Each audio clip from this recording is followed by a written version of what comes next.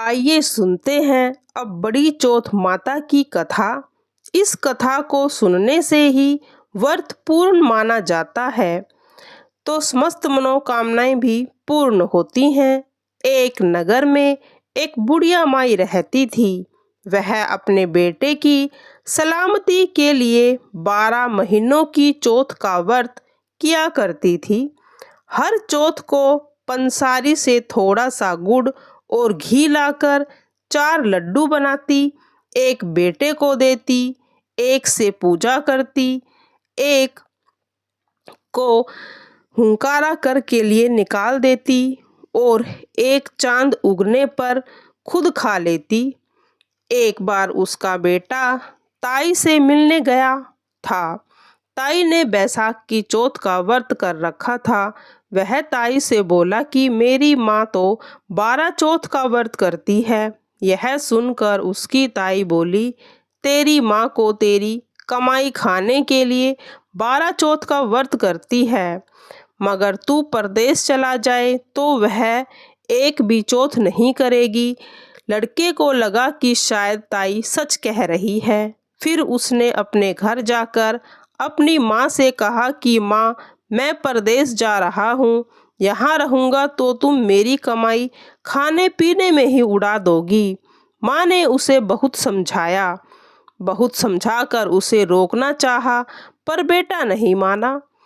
माँ ने उसके साथ ले जाने के लिए चौथ माता की आंखें दी और कहा कि मुसीबत में यह आंखें तेरी मदद करेगी। वह आंखें लेकर रवाना हुआ। घूमते घूमते एक नगर में पहुंचा।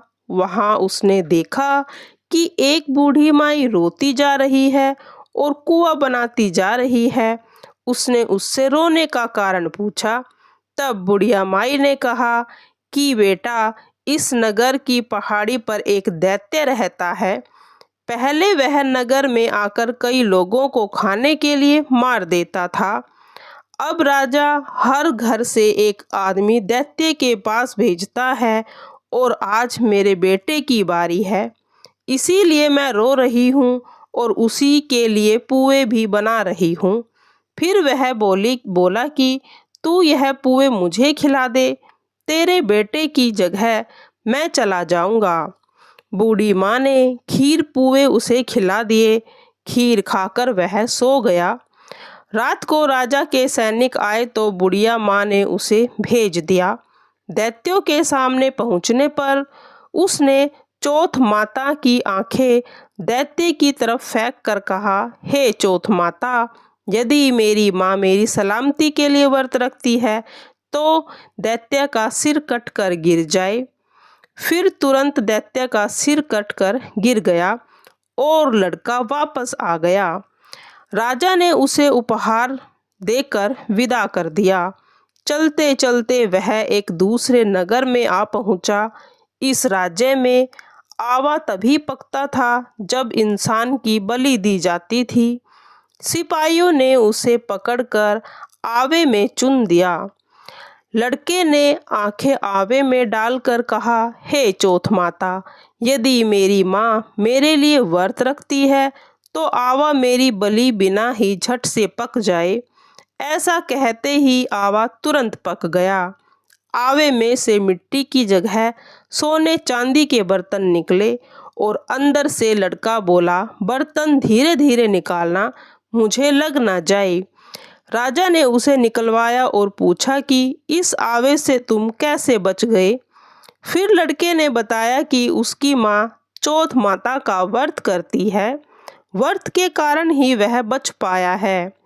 राजा को विश्वास नहीं हुआ। उसने एक चांदी की सुराही मंगवाई और कहा कि सुराही की नली से निकल कर दिखाओ, तभी मुझे विश्वास होगा। यह सुनकर लड़के ने चौथ माता को याद करके आंखें सुराही में डाली और कहा, मैं भंवरा बनूं और सुराही से निकलूं। लड़का तुरंत भंवरा बनकर सुराही से निकल गया। तब राजा ने खुश होकर राजकुमारी की शादी उसके साथ करवाई। सभी लोगों को चौथ माता का व्रत करने के लिए राजा ने कहा। उसे अपनी माँ की याद आई और उसने राजा के पास जाकर खुद के नगर जाने की इच्छा जाहिर की। राजा ने रथ, हाथी, घोड़ा खूब सारा दान दहेज देकर उन्हें विदा किया। बड़ी चौथ के दिन वह अपने नगर पहुंचा। वह अकेला पंसारी के यहाँ माँ का इंतजार करने लगा। उसने सोचा कि आज चौथ है, माँ यहाँ जरूर आएगी। थोड़ी देर बाद लाठी टेकते हुए उसकी माँ आती हुई नजर आई। उसकी माँ की आंखें में जाले आने के कारण उसका दिखना कम हो गया था। लड़के ने जानबूझकर पैर लाठी से मारा और फिर जानबूझकर उस स्त्री के बेटे को अपशब्द कहने लगा। माँ ने उसे नहीं पहचाना और वह कहने लगी, हे भैया, मुझे चाहे कितने भी गाली दे दो, पर मेरे बेटे को कुछ मत कहना।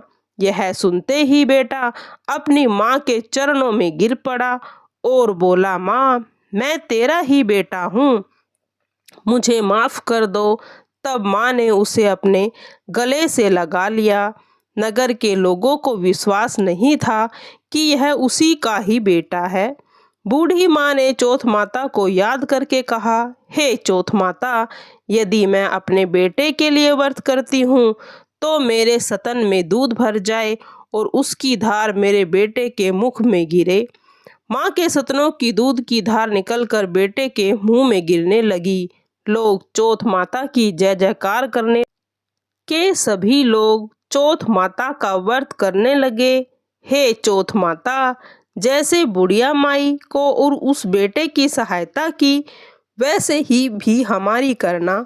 कहानी सुनने वाले और सुनाने वाला तथा हुंकारा भरने वाला सभी की मनोकामना को चौथ माता पूरा करना और माताओं बहनों का सुहाग बनाए रखना, उन पर अपनी कृपा दृष्टि बनाए रखना और सभी को सुख संपत्ति और सुख शांति से सभी का जीवन ज्योतिर्मय बना देना। जय करवा माँ, तेरी सदा ही जय हो।